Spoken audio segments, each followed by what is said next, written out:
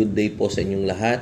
Welcome na naman po sa another episode ng ating vlog na kung saan ang topic po ulit natin for today ay tungkol po ulit sa usapang broiler. Last time, na-discuss ko po sa inyo kung ano yung tunnel ventilation, kung ano yung CCS na tinatawag, Controlled Climate System na poultry house. Ngayon naman po, ang i-discuss po natin ay kung mga magkano ba yung puhunan sa pagpapatayo ng isang tunnel ventilation.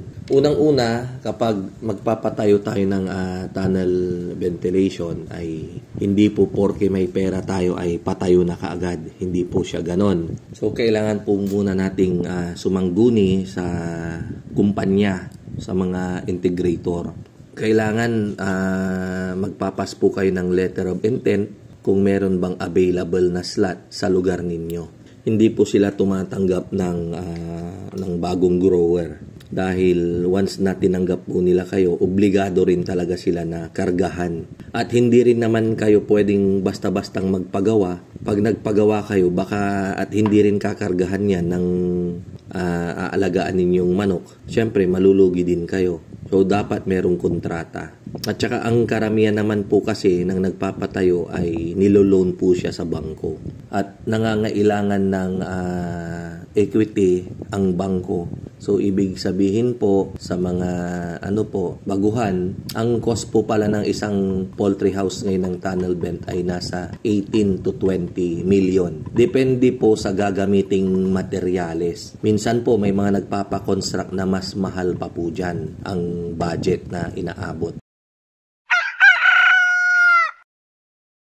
Para sa akin sa opinion ko lang po, parang sa panahon rin ngayon, marami ng tunnel vent na nagsulputan at hindi naman na sila gaanong kumikita or hindi na rin nila makuha yung kanilang target na 6 to 7 cycles per annum. Bakit po? Kasi po, dahil nga sa marami na sila, yung kumpanya, marami na ring choices. Pipiliin ni integrator, pipiliin ng kumpanya kung sino yung magaling mag-alaga. So, syempre, kung sino yung nagtatap, kung sino yung pinakamaganda yung manok, kung sino yung kokonti lang yung pinapakain pero nagko-convert yung manok, kung sino yung maraming sinasubmit na manok, konti lang yung mortality. So, yan po yung mga priority na unang kakargahan ni kumpanya. Ngayon, dahil nga sa marami na, madali lang naman daw mag-loan. Ako dahil di ko pa naman na-try. Although noon parang gusto ko. Pero yun nga, sobrang nadala lang po ako. Sobrang nagkapobya pagdating po dyan sa pangungutang na yan. Akala ko hindi na ako makakaalpas.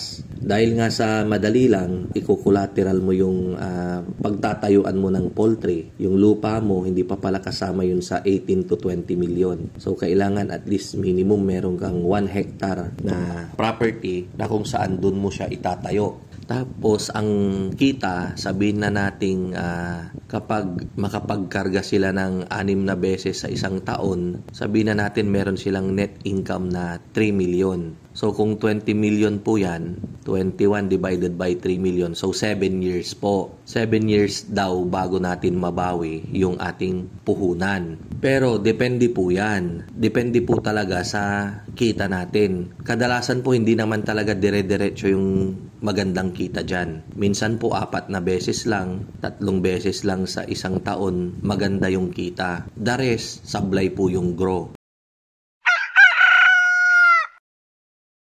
I'm sure naman yung mga magagaling talaga ay talagang pinag-aaralan muna nilang mabuti. Nagkakandak pa sila ng mga feasibility studies para bago mag-put up ng isang ganitong klaseng multimillion na negosyo. Kung karamihan ay ganun pong mag-isip, marami rin po yung mga kababayan natin na basta nakita lang na mukhang maganda to. Ganyan, so patayo na kaagad. Basta-basta silang nagpatayo ng tunnel vent, wala namang idea kung paano mag-alaga ng manok. Ni ultimong hindi nga nila nasubukan yung mag-alaga ng maski isang manok.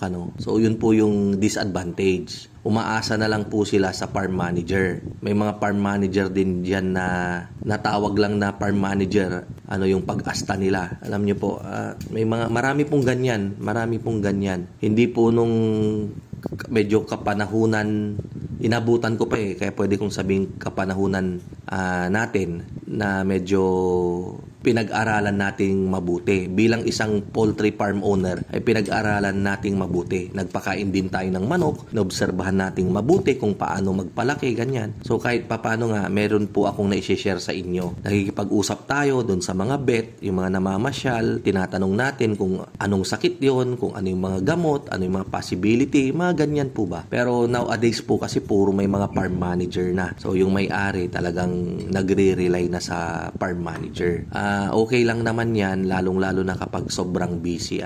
Pero ibang-iba rin po talaga yung alam natin yung pinapasok nating negosyo para hindi po tayo mapapaikot ni numan. Ganun po, sinasabi 7 years daw natin bago mabawi, pero ang actual tumatagal pa po ng 10 taon bago mabawi. And then depende na naman po yan kung yung lahat ng kikitain nung ipuput up nating yung tunnel ventilation ay ibabayad po natin sa ating mga pinagkautangan. Yun po siguro, pwede yun. Once naman po kasi na nakapag-put up na po tayo, iba naman na po kasi yung mababago na yung lifestyle ng isang grower. Kung ano-ano na yung naiisip ka agad na bilhin. Lalo na kapag unang karga niyan talagang magaganda yung manok nyo, syempre maganda rin yung kita. Kaya nga po ina-advisean tayo na i-disinfect mabuti yung ating poultry house para yung mga bakterya ay mamatay. Siguro hanggang dito na lamang muna tayo. Tuloy po ulit natin sa mga susunod na araw. Maraming salamat po. Mabuhay po tayong lahat. Thank you po.